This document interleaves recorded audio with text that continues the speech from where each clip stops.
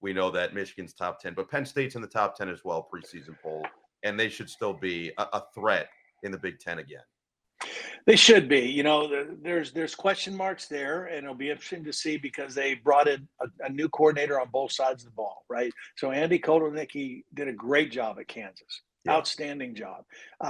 Can he do the same kind of thing with Drew Allar and the Penn State offense? They've got the running backs. I think their offensive line is pretty good.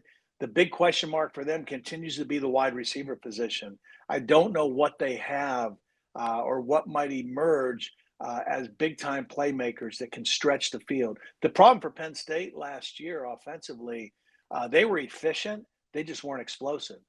So Drew Allar threw 25 touchdowns and only 2 interceptions, but he only averaged 6-something yards per pass. They didn't have the ability to make explosive plays down the field. Now, whether that was play calling, whether it was a quarterback a little hesitant, whether it was a lack of speed or threats on the wide receivers, I think it was a combination of all those things.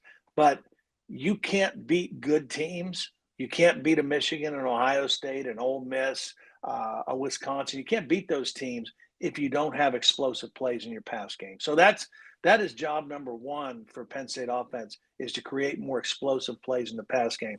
They're going to be good on defense. Tom Allen takes over, was a head coach at Indiana, has a really good track record as a defensive coach, comes in and takes the place of Manny Diaz. They've got talent. They've got some of the best players in the league.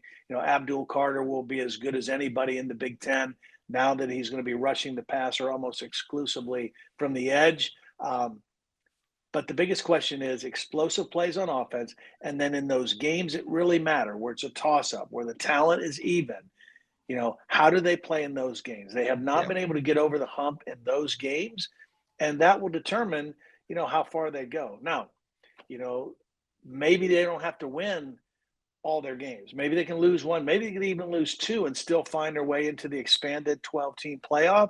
But they still have to, at some point, find a way to win those kind of games that are toss-ups. We shall see. It is a big question mark over there for James Franklin and company, and they will have their hands full, but with another loaded roster as expected. And we'll see if Drew Allar can take that step forward and take more of those downfield shots.